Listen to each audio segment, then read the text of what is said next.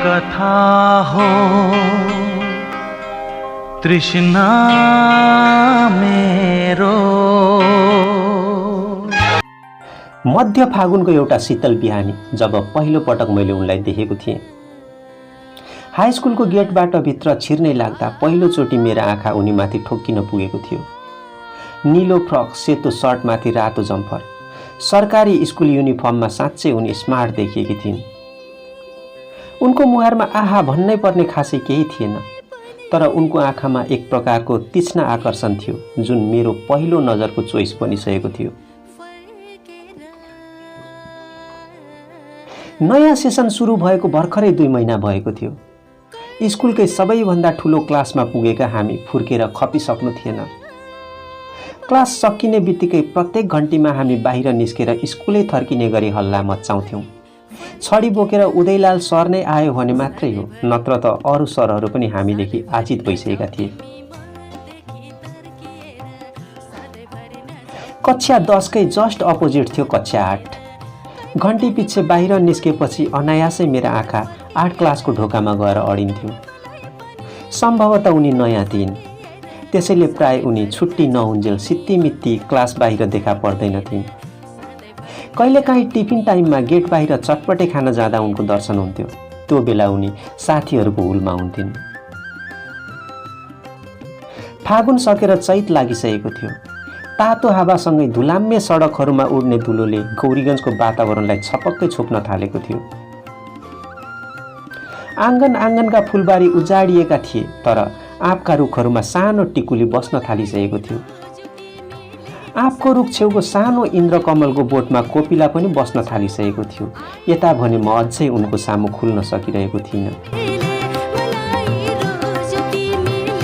जब म उनको छेउ पुग्थेँ, मुटु जोड तोडले धड्किन थाल्थ्यो। मानौ यो मुटु होइन, कुनै बाउन्सिङ बल हो जो सानो प्रहारले नै छातीबाट फुत्केर कतै भागी जान उद्यत हुन्थ्यो। शरीरमा एक किसिमको कम्पन छुट्न थाल्थ्यो, बोली घाँटीभित्रै कतै हराउँथ्यो, अनि म त्यसै तर्किदिन्थेँ कुनै सुनौलो सपनाबाट भर्खरै बिउजे जस्तो गरी। सम्भवतः उनले धेरैचोटि मलाई नोटिस गरिसकेकी थिइन् म उसँग बोल्न चाहन्छु भनेर। सायद त्यसैले होला जब म उनको छेउ पर्ने कोसिस गर्थेँ, उनी पनि कुनै बहानामा साथीहरूको हुलबाट अलग्गिन्थिन्। समयले 3 महिनाको फड्को मार्यो। यसबीच हाई स्कुलको उत्तर गेट छेउको भाटे सिनेमा हलमा फिल्मका थुप्रै पोस्टरहरू फेरिए। गोल्छा मिलको हनुमान मन्दिरको फुलबारीमा कयौं फुलहरू फुलेर ओइलाए। गेउरियाको पुल मुनि कति पानी बगे लेखाजोखा नै रहेन।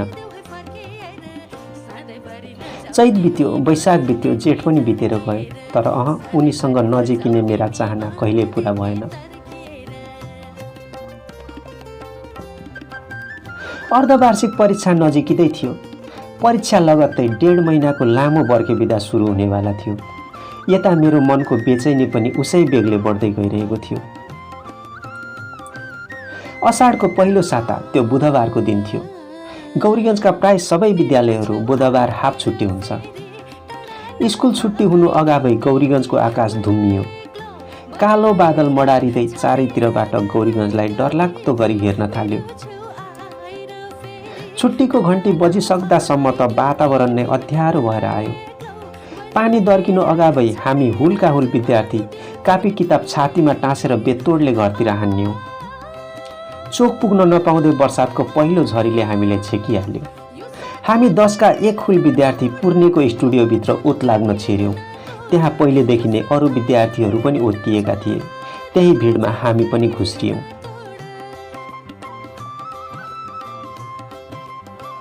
एकाएक मेरा आँखा उनीमाथि ठोकियो। उनी अर्कोपट्टि फर्केर साथीसँग बोल्दै थिए। मन झसङ्ग भयो। म त उसैसँग टाँसिएर उभिएको रहेछु। छातीभित्र मुटुको बेग एकाएक बढ्यो। शरीरमा फेरि एक प्रकारको कम्पनको तरङ्ग छुट्यो। अरूले सुनै सुनको सहरलाई स्वर्ग देखे होलान्, तर म त उनको स्पर्शमै स्वर्गको अनुभूति गर्न थालेँ। जिन्दगीमा कयौं रमाइला क्षणहरू आए गए, तर माग कसम त्यो क्षण जस्तो सुखको अनुभूति मैले अरू कहिले गरिन। स्टुडियोमा ओत लाग्नेहरूको भिड झनै बढ्दै गयो। हामी झनै नजिकियौं। अलिअलि भिजेको उनको कपालको सनसिल्क बास्ना र उनको शरीरबाट आइरहेको नारी महकको मिश्रित सुगन्धले म मदहोस हुँदै गइरहेको थिएँ। मनले चाह्यो समय यही रोकिजाओस्, यो झरी कहिल्यै नथामियोस्। जिन्दगीको कुनै पल यस्तो हुँदो रहेछ जसलाई अङ्गालोभरि समेटेर मृत्यु पर्यन्त आफैसँग साँचिराख्न मन लाग्दो रहेछ। हे ईश्वर, आज दिनभरि रातभरि पानी नथामियोस्। आँखा चिम्लेर अनायासै भगवानलाई मनमनै पुकारे। तर मानिसका सबै चाहना ईश्वरले नि कहाँ सुन्छ र। लगभग आधा घण्टापछि झरी थामियो। ओ हिट सबी, पानी रोकियो, उनको साथीले भनेसँगै उनीहरूको हुल स्टुडियोबाट बाहिरियो। मैले आज पहिलोचोटि थाहा पाएँ उनको नाम सबी रहेछ। तर सबी कि सविता, एउटा कन्फ्युजनले फेरि मनमा डेरा जमायो। सबी, गायत्री मन्त्र झैँ मैले मनमनै उनको नाम दोहोर्याएँ। झरी थामिए पनि बाहिर अलिअलि पानी अझै छिट्याइरहेको थियो। बिस्तारै पूर्णेको स्टुडियो खाली हुँदै गयो। अरूसँगै हामी पनि निस्क्यौँ। भोलि बिहान स्कुल लाग्ने बेला फेरि सिमसिम पानी सुरु भयो। अरूले चाहिँ मैले पनि छाता ओढे स्कुल जान। पानी परेको बेला स्कुल जान अरूलाई पर्खिनु बेकार थियो। यस्तो बेला स्कुल जाने कि नजाने कसैको टुङ्गो हुँदैन थियो। त्यसैले त्यो दिन म छाता ओढेर एक्लै स्कुल हिँडेको थिएँ। बर्सातको बेला गौरीगञ्जका सडकहरू पुरै हिलामे हुन्थे। बाटोभरि हिलो छिचोल्दै म गेउरियाको पुलनिर आइपुगेको थिएँ। बिहानी पख पानीले भिजेर गेउरियाको काठे पुल झनै कालो देखिएको थियो। पुल मुनि गेउरियाको धमिलो पानी आफ्नो बेगमा बगिरहेको थियो। पुलको दक्षिणतिर छेउैमा थानाको पुरानो बिल्डिङ हलचल नगरी आफ्नो दम्ब देखाइरहेको थियो। हेर, माओवादीले सबैतिर ध्वस्त बनायो, तर मलाई सकेन। तिनताका माओवादी जनयुद्धले बिस्तारै गति लिइरहेको अवस्था थियो। पुल तर्नै लाग्दा पुल पूर्वको ठुलो बरपिपलको बोट मुनि सबी देखा परिन्। सायद उसको साइकलको चेन खुस्केको हुनुपर्छ। उनी अगाडिपट्टि निहुरेर बेतोडले चेन लाउने कोसिस गर्दै थिए। देब्रे कुम र गालाको बिचमा नीलो रङको छातालाई च्यापेर पानीबाट आफूलाई छल्ने कोसिस पनि गर्दै थिइन्। उनको सर्लक्क परेको 16 वर्षे शरीर सानो लेडिज छाताभित्र के अटाउँथ्यो र। पानीले उसको पछाडिको भाग सबै भिजाइसकेको थियो।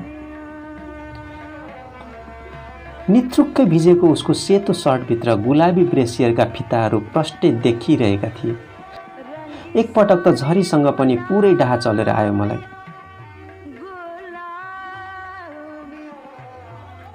त्यसो त उनले मलाई देखिसकेकी थिइन्, तर त्यहाँदेखि बाटो काटेर अघि बढ्न मनले पनि मानेन। के भो सबी, अनायासै ओठबाट पुस्क्यो। कहिले चिना पर्ची नगरेको, कहिले नबोलेको मान्छेलाई नामै केटेर बोलाउने हिम्मत मलाई कुन तत्त्वले दियो आफैले थाहा भएन। उनले पछाडि फर्केर हेरी। उनको अनुहारमा दिगदारीका रेखाहरू प्रष्टै देख्न सकिन्थ्यो। हेर न, चेनै खुस्कियो, कति गरिसके लाग्दै लाग्दैन। उनले सहयोगको याचना गरे। उनको छेउमा उभिन त उभिए, तर उही पहिलाको जस्तो कम्पन फेरि छुट्न थाल्यो शरीरमा। फेरि मुटु जोडतोडले धड्किन थाल्यो। खै छोड, मलाई दिन्छु। मुस्किलले यति बोली फुट्यो मुखबाट, त्यो पनि कामेको स्वरमा। उनी पछाडि हटिन्। उनको दुवै गहुँ गोरा चिल्ला हातहरूमा चेनको कालो लतपतिएको थियो। उनको साइकलको चेन लगाइदिन त बसे, तर हातले काम गरे पो। मुटुको बेगसँगै मेरा दुवै हात थरथराइरहेका थिए। कोही मान्छे नजिक हुँदा किन यति मिठो कम्पन छुटेको, मनमा किन यति धेरै बेहोसी छाउँदैछ आज। आफ्नै मुटुको बेग आज आफ्नै बसमा थिएन। 5 मिनट जतिको प्रयासपछि बल्ल पछाडिको पाङ्ग्रामा चेन लाग्यो। धन्न भगवान, कामेको हातले पनि इज्जत त थाम्यो आज। उनको चेन बनाउने चक्करमा आफू पुरै भिजिसकेको पत्तै पाइन। अब पो अलिअलि चिसो लाग्न थालेपछि होस आयो। पानी त झनै दर्किन थालेछ। Thank you. उनको मुहारमा हल्का मुस्कान छायो, मानौ मेरा लागि त्यो मुस्कान होइन, झरीपछिको आकाश खुलेको हो। तिम्रो हातमा नि कालो लाग्यो है, एउटा लयात्मक वाक्य गुन्जियो उसको मुखबाट। ओके, केही छैन, बस यति भन्न सके मैले। उनले भिजेको रुमाल अघि बढाई। पानी अझ बेतोडले दर्कियो। साइकलको चेन लगाइदिएको कृतज्ञता स्वरूप हो सायद।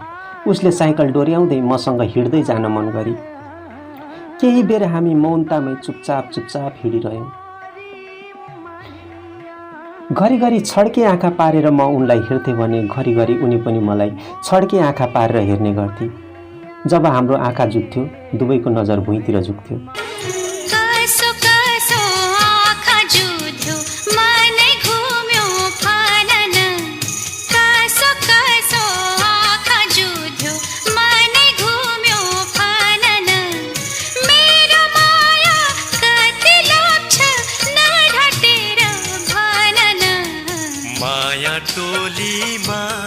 ज्ञानकुञ्ज स्कुल छिर्ने बाटोनिर आइपुग्दासम्म हामी एक अर्कालाई बोलाउने आँट गरेनौँ।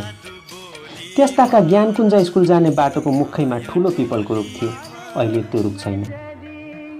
ठ्याक्कै त्यही रुखको मुन्तिर हामी आइपुग्दा पुरै गौरीगञ्ज उज्यालिने गरी बिजुली चम्कियो।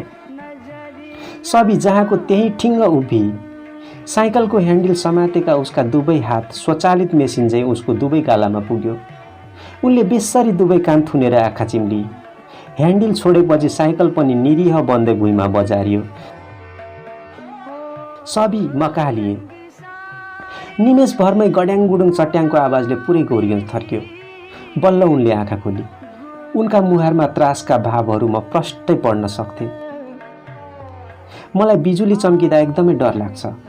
उनको स्वर पनि एकदमै कामेको थियो।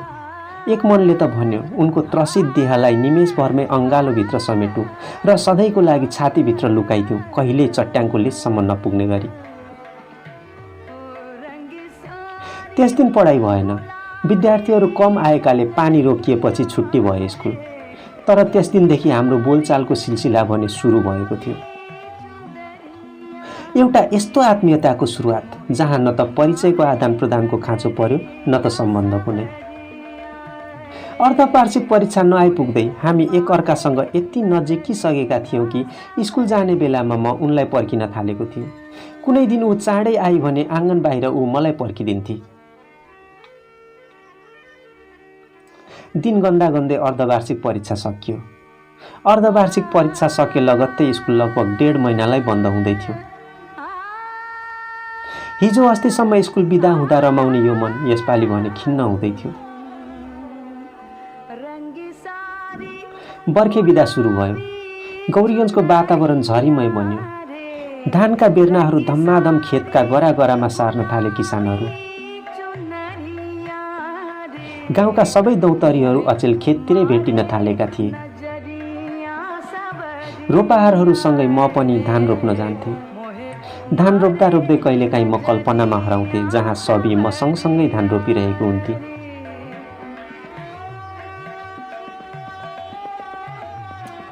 बर्खे बिदा सुरु भएदेखि नै हप्ताको 2 दिन बुधबार र शनिबार मेरा लागि विशेष हुन थालेको थियो।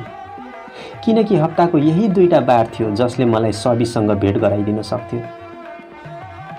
सबीसँग भेट भइहाल्छ कि भन्ने आशले बुधबार र शनिबार म जाँगर चलाएर हटिया जान्थे सब्जी किन्न। तर बिदा सुरु भएको लगातार 2 हप्तासम्म कुनै हटियामा पनि सबी देखा परिनन्। रोपाइका कारण यता घरतिर व्यस्तता बढ्दै गएको थियो भने सबीलाई भेट्न नपाएका कारण उसै गरी मनमा एक प्रकारको बेचैनी पनि बढ्दै गएको थियो। बिदा सुरु भएको त्यो तेस्रो हप्ताको शनिबार थियो। त्यसो त आज सब्जी किन्न आमा आफै हटिया जानुभएको थियो। तर रूपक दाइको पसलमा कपी किन्न जाने बहाना गरी म पनि निस्किएँ हटियातिर। आज पुरै घाम चर्केको थियो। मानिसहरू रोपाइतिर व्यस्त भएकोले होला उति भिडभाड पनि थिएन हटियामा। हटियाको पुरै एक चक्कर लगाइसक्दासम्म म पसिनाले नित्रुक्कै भइसकेको थिएँ। फेरि अर्को चक्कर लाउने आँट आएन। त्रिभुवन लाइब्रेरी अगाडि अलिक शीतल थियो, त्यही उभिएँ। यसो दक्षिणतिर नजर के घुमाएको थिएँ, बाबुराजा दाइको पसल पछाडि सबी देखा परी। मरुभूमिमा हिँड्दा हिँड्दै तिर्खाएको यात्रीले महिनौपछि पानी भेटे जस्तो, कुनै भक्तको भाकल वर्षौपछि पूरा भए जस्तो मनमा एकैपल्ट खुसीका हजारौं छालहरू तरङ्गित भयो। मन यति हर्षित भयो कि म हटियामा छु भन्ने कुराको पनि हेक्का रहेन। एक्कासी चिच्याउन पुगेछु, सबी। मेरो चिच्याहट सबीले सुनिन् कि सुनिनन् थाहा भएन। तर मेरा वरिपरि उभिएका हटियाका सबै मतिर हेर्न थाले। अब पो मलाई होस आयो, म त हटियामा पो छु। आफैलाई लाज लागेर आयो। लुसुक्क त्यहाँबाट निस्किए। सबी अलिक वर आइसकेकी थिइन्। नजिक पुगेर फेरि बोलाए। बल्ल उनले मलाई देखिन्। उनको ओठमा मुस्कानको एउटा रेखा कोरियो। डार्क स्काई कलरको कुर्ता, सेतो सलवार र घाँटीमा बेरेको सेतो सलमा सबीको पर्सनालिटी झनै खुलेको थियो। आज उनले आँखामा गाजल पनि लगाएकी थिए। उसै त म उनको आँखामा मरिमेट्ने मान्छे। गाजलु आँखाले झनै मनमा हलचल गराइदियो। लोलाएका ठुला तिम्रा दुई नजरले हेरी दिए मलाई चाहिए। उनी सब्जी किन्न आएकी थिइन्। त्यस दिन म उनको झोला बोक्ने एसिस्टेन्ट बने, उनी मालिकनी। उनी छानी छानी सब्जी किन्थिन्, म झोला थाप्थेँ। यस्तो लाग्यो समय आज यतै कतै रोकिजाओस्, आज साँझ पर्दै नपरोस्। उनको सब्जी किन्ने काम कहिल्यै नसकियोस् र म जिन्दगीभरि उसै गरी ऊ सँगसँगै हिँडिरहन पाऊँ। त्यसपछिका अरू एक दुई हटियाहरूमा सबीसँग भेट भयो। प्रत्येक भेटमा उनी उसै गरी मुस्कुराएर मेरो स्वागत गर्थे भने प्रत्येक पटक चटपटे खाएर हामी छुट्टिन्थ्यौँ। भगवान रामलाई 14 वर्ष वनवास कटाउन त्यति मुस्किल भएन होला जति मलाई यो 1.5 महिनाको बर्खे बिदा कटाउन मुस्किल भइरहेको थियो। बिछोडका एक एक दिन 1 वर्ष जस्तो लाग्न थालेको थियो मलाई। हरेक दिन म क्यालेन्डर हेर्थेँ अनि भदौ 5 गते आउने दिन गन्थेँ। कहिलेकाहीँ राति सपनीमा सबीलाई देख्थेँ। सपनामा सबी र म एउटै साइकलमा बसेर कतै गइरहेका हुन्थ्यौँ। हामी गइरहेको बाटो एकदमै सुनसान हुन्थ्यो। आकाशमा कालो बादल मडारिँदै अँध्यारो हुन्थ्यो अनि हामी रतुवा खोलाको किनारमा पुगेर टक्क अडिन्थ्यौँ। फेरि आकाशमा बिजुली चम्किन्थ्यो। सबी एक्कासी मेरो छातीमा टाँसिन्थिन्। जसै म उनलाई अँगालोमा बाँध्न हात उठाउँथे प्रत्येक पल्ट म बिउजिन्थेँ। साउने झरी दर्किरह्यो। बिस्तारै गौरीगञ्जका खेतहरू हरियो रङ्गले भरिँदै गए। घरको भित्तामा क्यालेन्डर पल्टेर भदौको सङ्केत गर्यो। सबीसँग भेट हुने दिन आयो। भदौ 5 गतेदेखि फेरि नियमित स्कुल सुरु भयो। हाम्रो कक्षा नमिले पनि मन एकदमै मिल्न थालेको थियो। त्यसो त म सबीभन्दा 2 क्लास सिनियर थिएँ, तर पनि ऊ मलाई तिमी नै भनेर सम्बोधन गर्थे। उनको तिमीमा म एक प्रकारको मिठास पाउँथेँ। त्यो सम्बोधनमा एक किसिमको आफ्नोपन घोलिएको हुन्थ्यो जुन मेरो लागि प्रिय बन्दै गइरहेको थियो। कहिलेकाहीँ हामी दुर्गा मन्दिर छेउको भाटे सिनेमा हलमा स्कुलबाट भागेर फिल्म हेर्न पुग्थ्यौँ। फिल्मका गीतहरूमा जब नायक र नायिकाहरू हात समातेर डाँडा काँडामा नाच्दै हिँड्थे, नायकको ठाउँमा म आफैलाई अनि नायिकाको ठाउँमा सबीलाई राखेर कल्पनाको दुनियाँमा सैर गर्न पुग्थेँ।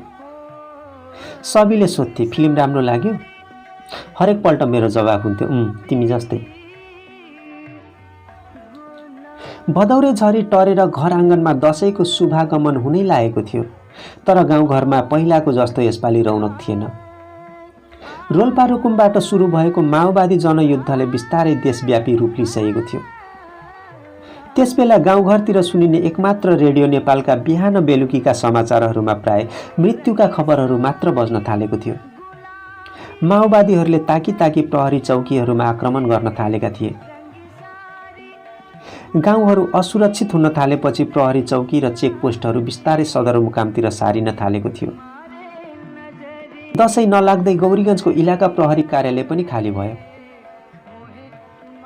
असुरक्षाको कारण देखाउँदै यहाँका सबै सुरक्षाकर्मीहरू चन्द्रगढी सारिए। गाउँमा झनै असुरक्षा भयो। यो सालको दशैं दशैं जस्तो भएन। मानिसहरू बिना काम घरबाट निस्किन छाडे। पोहोर परार अबेर रातसम्म गुल्जार हुने गौरीगञ्जका चोक पसलहरू समसाँझै सुनसान हुन थाले। गौरीगञ्जको भाटे सिनेमा हलमा नाइट सो पनि बन्द भयो।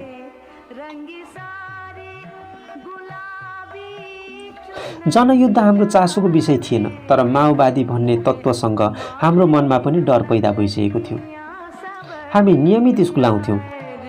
भेटघाट र सामिप्यतामा कुनै कमी आउन दिएका थिएनौँ।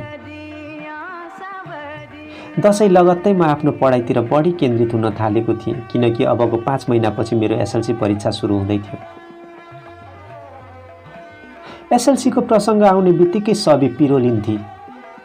कहिलेकाहीँ भन्थे, एसएलसी पछि यसरी हाम्रो सधैँ भेट हुँदैन है, मलाई त बिर्सिन्छौ होला। अनि म जिस्काइदिन्थेँ, एसएलसी आएर के भयो र, पास भए पनि तिमीलाई 2 वर्ष पर्खौँला न, अनि सँगै क्याम्पस जोइन गर्ने। गौरीगञ्जका सुरक्षाकर्मीहरू सदरमुकाम सारिएपछि डर र त्रासकै बीचमा गौरीगञ्जेहरूले दसैँ र तिहार मनाए। हिजो अस्तिसम्म पहाडका गाउँतिर हुने बम बारुदका घटनाहरू नजिक नजिक सर्न थालेको थियो। दसैँमा 9 दिन माझीका ढोल र सनाईहरूले मालश्रीको धुन त बजाए, तर त्यो धुनमा रौनक थिएन, उत्साह थिएन, र सबैभन्दा ठुलो कुरो त्यो धुनमा दसैँको गन्ध थिएन। तिहारमा बत्ती बले, तर गौरीगञ्जेहरूको मन झिलिमिली भएन। मखमली र सयपत्री त फुले, तर खुसियाली फुलेन। कुनै अनिष्ट छाया गौरीगञ्जकै वरिपरि घुमिरहेको भानुहुन्थ्यो। साँझ नपर्दै गौरीगञ्जका गल्ली सडकहरू सुनसान भइसक्थे। राति 9 बजेकै प्रहर पनि चकमन्न हुन्थ्यो। बाटामा कुकुरहरूले रोएको कर्कस आवाजले मनै हत्याइदिन्थ्यो।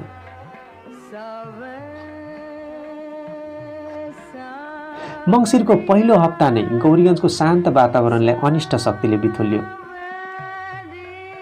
त्यो मङ्सिर 2 गतेको रात थियो।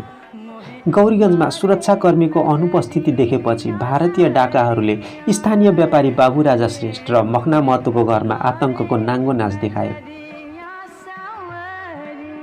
यो घटनाले गौरीगञ्जेहरू यति आतंकित बने कि गौरीगञ्जका सडक गल्लीहरू दिउँसै पनि सुनसान हुन थाल्यो।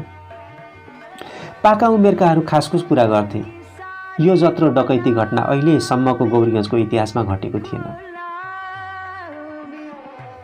त्यो रात केवल बाबुराजा श्रेष्ठ र मखना महतोको घर मात्र लुटिएन। स्थानीय काठ व्यापारी जयनारायण दास, धान व्यापारी मोहनलाल दास र लालबाबु चौधरी समेत लुटिएका थिए। घटनाको भोलिपल्ट शाही सेनाको सुरक्षा टोली गौरीगञ्ज आयो। सुरक्षाकर्मीको टोली फर्केपछि गाउँमा 50-60 जना माओवादीको टोली गाउँ पस्यो र गौरीगञ्जको एकमात्र टेलिफोन सेवा 023 29844 नम्बरको बुथ तोडफोड गर्यो। बुथ सञ्चालक विजय अग्रवाललाई उनीहरूले आइन्दा गाउँमा पुलिस नबोलाउन चेतावनी दिएर गए। त्रास बढ्दै गएपछि गाउँका युवाहरू राति समूहमा गस्ती गर्न थालेका थिए। गाउँमा हल्ला चल्यो। माओवादीहरू गाउँ पसेर तन्नेरी केटाकेटीलाई छानी लाँदैछन् रे। यो हल्लापछि केटाहरू गस्तीमा निस्किन डराउन थाले। गाउँमा सुरक्षा माग गर्दै गाउँका अगुवाहरू चन्द्रगढी पुगे। अन्ततः मङ्सिर 12 गतेदेखि गौरीगञ्जमा जनपद सशस्त्र र शाही सेनाको संयुक्त सुरक्षा बेस क्याम्प युनिफाइड कमान्ड स्थापना भयो। गाउँमा सुरक्षाकर्मी त आए, तर गाउँलेले अझै सुरक्षित महसुस गर्न सकिरहेको थिएन। जनपद र सशस्त्रभन्दा शाही सेनाको दबदबा गाउँमा बढ्दै गएको थियो। गाउँमा नयाँ अनुहार देखा पर्नु हुँदैन थियो। नयाँ मानिस देख्यो कि सेनाले पक्रेर लगिहाल्थे र रातभरि शास्ति दिन्थे। जब हामी सुखमा हुन्छौँ तब सोच्छौँ जिन्दगी यही गतिमा एकनासले चलिरहोस्, तर जिन्दगी सधैँ एकनासले आफ्नो गतिमा कहाँ चल्छ र। वरिपरि घटिरहने ससाना घटनाहरूले जिन्दगीको भोगाइमा ठूलो प्रभाव पार्दो रहेछ। गौरीगञ्ज भित्रिने नयाँ मानिसप्रति आर्मी पुलिसको ज्यादती बढ्न थालेपछि बुधबारे र शनिबारे हटिया पनि पातलिँदै गएको थियो। वरपरका गाउँका मानिसहरू गौरीगञ्ज आउनै डराउँथे। अत्यावश्यक काम नपरी उनीहरू गौरीगञ्ज आउँदैनथे। आए पनि समसाझै घर फर्किसक्थे। मङ्सिरमा विवाहका बाजाहरू बजे, तर पहिला जस्तो रौनक रहेन। प्राय रातिको लगनमा हुने गौरीगञ्जका बिहेहरू दिवा लग्नमा हुन थालेका थिए। स्कुल जाँदा र घर फर्कदा सबी र म प्राय सँगै हुन्थ्यौँ। बाटामा कहिलेकाहीँ जन्तीका गाडीहरू भेटिन्थे।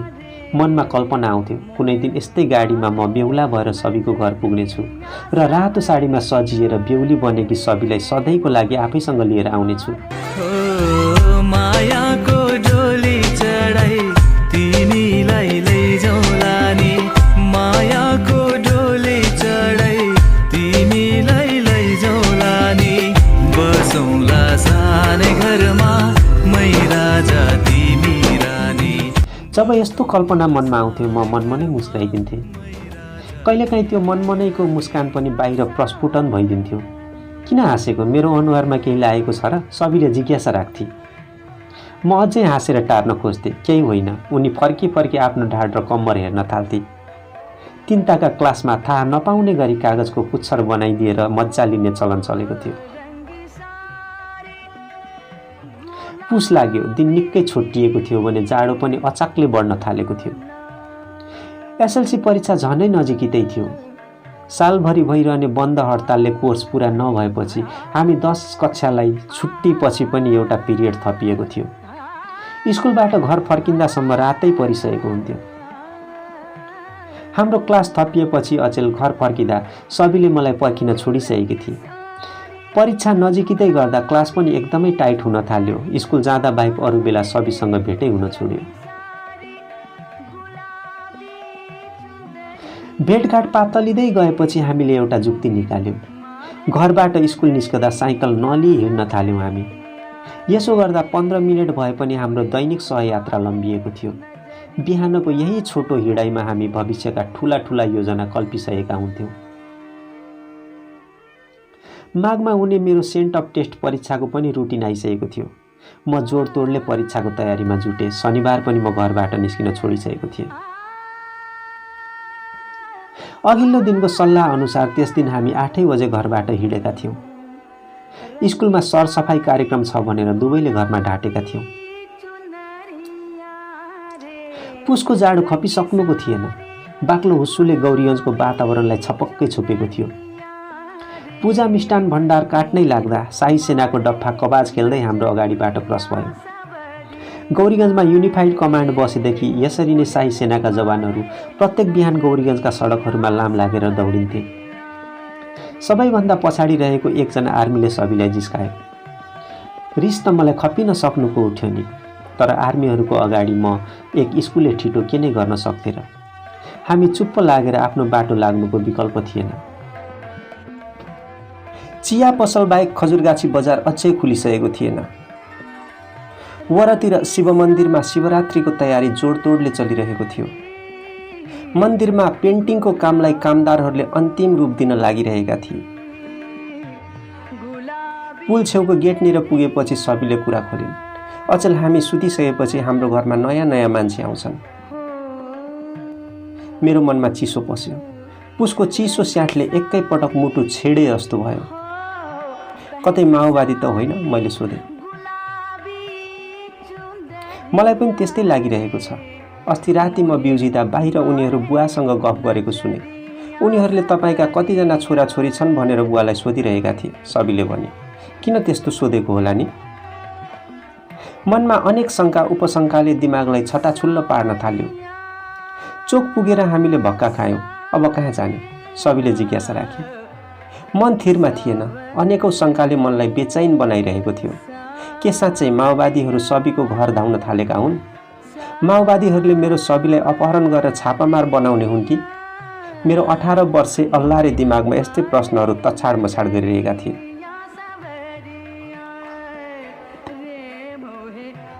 घडी हेरे, ठ्याक्कै 8:30 बजेको थियो। स्कुल लाग्न अझै पौने 2 घण्टा बाँकी थियो। सरासर हामी स्कुलतिर हान्यौँ।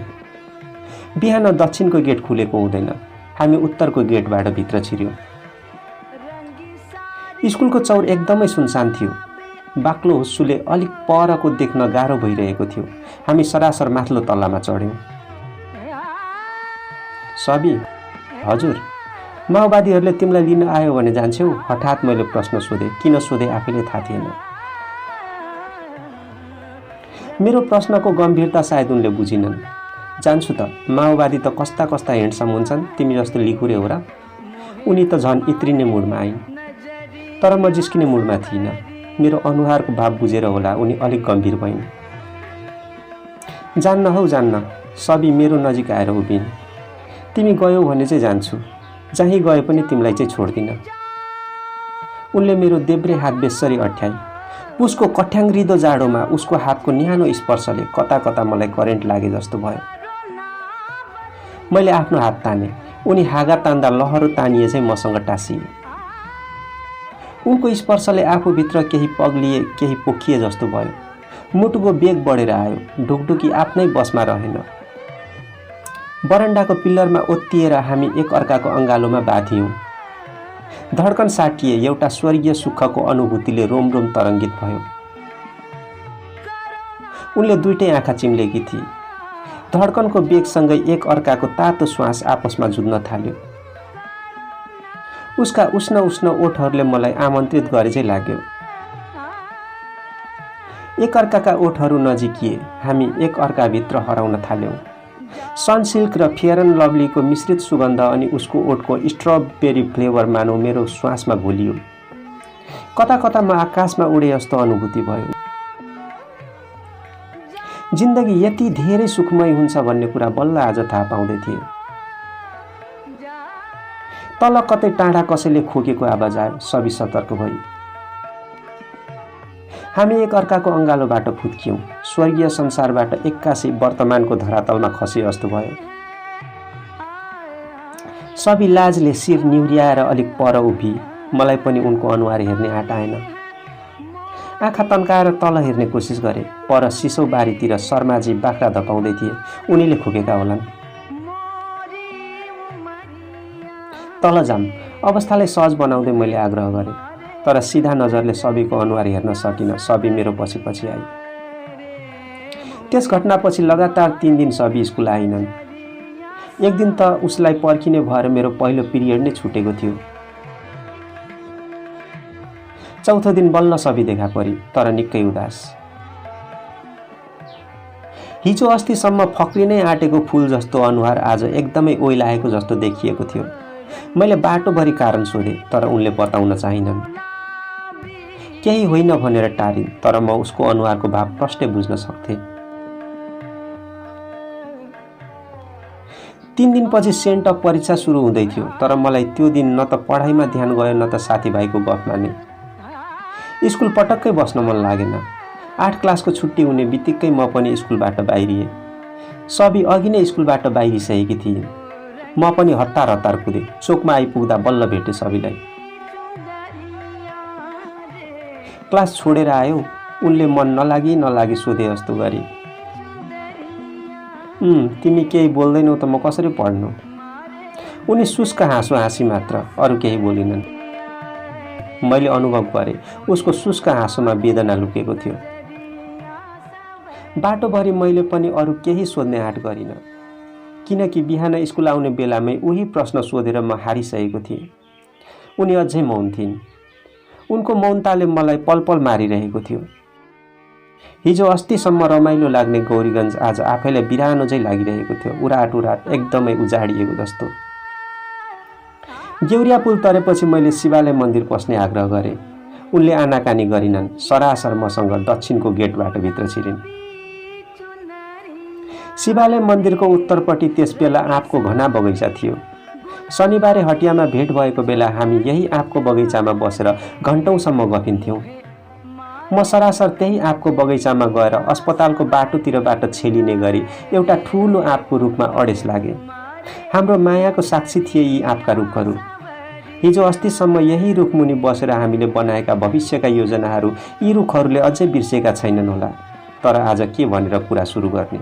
दिमागले केही काम गरिरहेको थिएन। एक्कासी उनले मलाई जोडले अँगालिन्। अघिदेखि रोकेर राखेको उनको परेलाको बाँध टुट्यो। अबदेखि मलाई नपछ्याउ ल, उनले यति मात्र बोल्न सकी। आँसुले उनको गला अवरुद्ध भयो। के भो सबु, किन तिमीलाई नपछ्याउनु? उनको अवस्था देखेर भित्रैदेखि माया लागेर आयो। मेरो पनि मुटु पग्लियो अनि आँखा रसाएर आए। मनको बाँधलाई बाँधिराख्नु कसरी, जब वेदनाले नाग्दछ जुनी। मनको बाँधलाई बाँधन सिका पगली। उनको सर्लक्क परेको कैलो केश राशि सुमसुम्याउँदै मैले निकै पल्ट यही प्रश्न दोहोऱ्याएँ, तर उनको जवाफ आएन। तल गेउरिया सुकेर साँघुरिएको थियो मेरो माया जस्तै, तर पनि ऊ आफ्नो गतिमा बगिरहेको थियो, एकदमै धीर, शान्त अनि सुस्त भएर। भोलिपल्ट एक दिन स्कुल लाग्यो, तर सबै आइनन्। पर्सिपल्ट टेस्ट प्रिपरेसनको निम्ति बिदा दियो स्कुलले। 8 दिनको टेस्ट परीक्षा, त्यसपछि मेरो स्कुल लाइफ सकिँदै थियो। हे प्रभु, यो के हुँदैछ जीवनमा? आकाशतिर फर्केर एकपटक चिच्याउन मन लाग्यो। धरती र आकाश च्यातेर धुजा धुजा बनाइदिन मन लाग्यो। एकातिर 10 वर्ष मेहनतको परीक्षा सङ्घारमा उभिएको थियो, त्यही अर्कोतर्फ जिन्दगीको सबैभन्दा प्यारो वस्तु टाढिँदै थियो मसँग।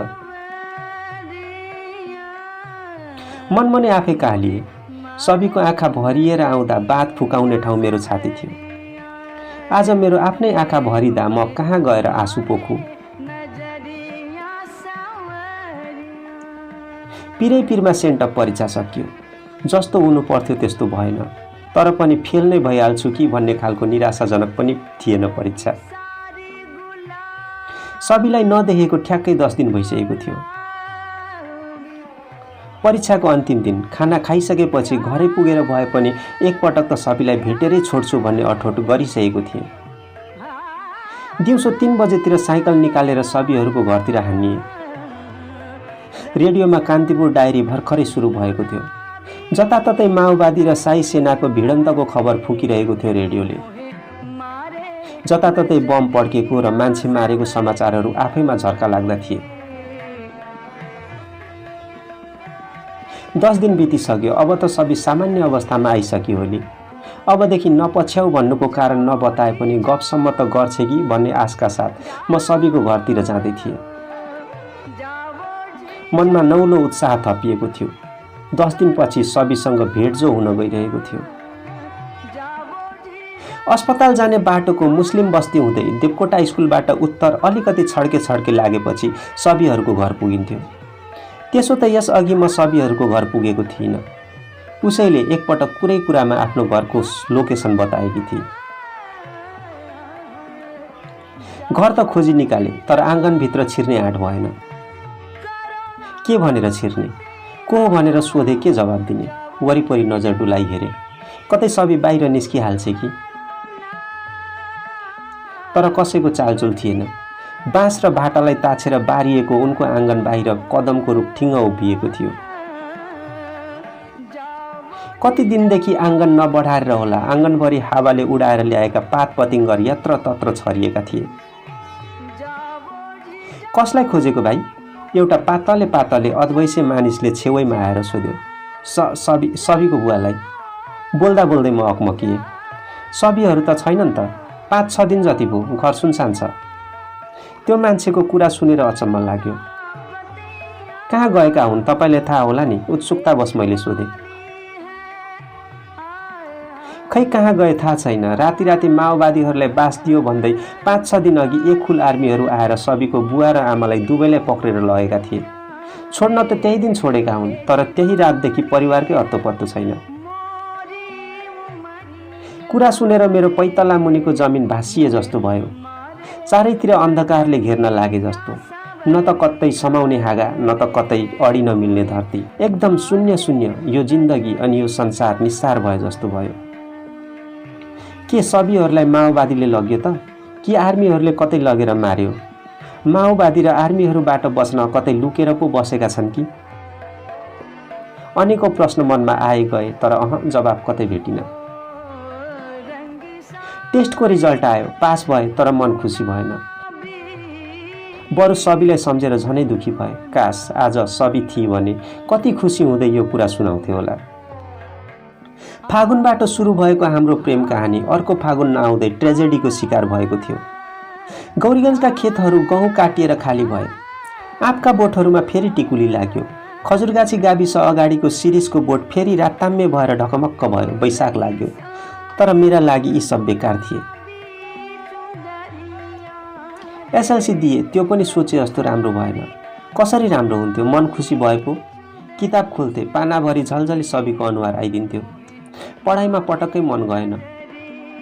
अरूले कुरा गर्थे, सबैको परिवारलाई कि माओवादीले कि आर्मीले मार्यो, तर उनको र उनको परिवारको हत्याको कुरा यो मनले कहिले स्वीकार गर्न सकेन। गौरीगञ्ज उही थियो, वातावरण पनि उही थियो, तर मलाई एकदमै बिरानो जस्तो लाग्न थालेको थियो यो ठाउँ अचेल। गौरीगञ्ज खजुरगाछीका हरेक मानिस, हरेक चिजबिजले मलाई गिच्याए जस्तो, खेदे जस्तो लाग्न थालेको थियो। सबैसँग हिँडेका सडक गल्लीहरू बिरानो जस्तो लाग्न थालेको थियो। गौरीगञ्ज खजुरगाछीका हरेक चिजहरूमा सबैसँगको सम्झना जो गाँसिएको थियो। कयौं पटक म सबैहरूको घरको चक्कर लगाइसकेको थिएँ, कतै सबैहरू आइहाल्छन् कि भने। हरेक पटक निराश भएर फर्किन्थे। भिडभाड र साथीभाइको जमघट मन पर्न छोड्यो। बिस्तारै म एक्कलकाटे हुन थालेको थिएँ। धेरै बोल्न मन लाग्दैन थियो। कसैले धेरै बोले झर्किदिन्थे। ममा आएको परिवर्तन आमाको नजरबाट बच्न सकेन। एक दिन आमाले के भयो भनेर सोध्नु पनि भयो। किन त अचेल कतै जाँदैनस्? किन धेरै झर्की फर्की गर्छस्? यस्तै यस्तै प्रश्नको लर्को लगाइदिनु हुन्थ्यो। मैले आमालाई के जवाब दिनु? न त मसँग शब्द थियो न त जवाब। यसैबीच ठेकीटोलदेखि पश्चिम धोद्रामारीको कलवर्टमा एक दिन बम पड्कियो। गौरीगञ्जमा झनै त्रास फैलियो। साँच्चै भन्ने हो भने अचेल मलाई आर्मी र माओवादी नामदेखि नै घृणा लाग्न थालेको थियो। यही दुई तत्त्वले मेरी सबीलाई निलेको हुनुपर्छ। गौरीगञ्जमा पटक्कै बस्न मन लागेन। एसएलसीको रिजल्ट पछि विराटनगर आएँ, तर यहाँ पनि सबीको सम्झनाले पछ्याइरह्यो। प्राय सपनामा सबी आइरहन्थे। उही साइकल, उही स्कुल, उही सुनसान सडक अनि उही रतुवा खोलाको किनार। समयले निकै फड्को मारिसकेको छ। त्यो हाम्रो ग्रिटिङ कार्ड, रेडियो नेपाल र कान्तिपुर एफएमको जमाना मोबाइल र फेसबुकमा परिवर्तन भइसकेको छ। अहिले पनि म दिनमा एकपटक फेसबुकमा सबैलाई सर्च गरी खोजिरहेको हुन्छु। कतै त उनी बाँचिरहेकी होलिन् नि। एक दिन सपनामा रतुवा खोला उर्लेर आयो। त्यस्तो भेलमा पनि माझीहरूले काठको सानो डुङ्गा खियाइरहेका थिए। हामी सँगै थियौँ, तर किन हो कुन्नी उनी एक्लै त्यस दिन डुङ्गामा चढेर रतुवा तरेर गएकी थिइन्। आज यतिका वर्षपछि उनलाई यो सपनाको कथा सुनाउन मन लागेको छ। उनलाई भेट्न मन लागेको छ। उनको अङ्गालोमा बेरिएर धेरै बेर रुन मन लागेको छ अनि सोध्न मन लागेको छ, अबदेखि मलाई नपछ्याउ भनेर किन भने कि? दैव संयोग कुनै दिन सबीसँग भेट भयो भने सबीको कथा म मेरा पाठकहरूलाई अवश्य सुनाउँछु। हो मित्र, म अवश्य सुनाउँछु। कथा मेरो जिन्दगीको बुझिदिने तिमी हुनु। कथा मेरो जिन्दगीको बुझिदिने तिमी हुनु। सुखको साथी, दुःखमा आँसु पुछिदिने तिमी हुनु।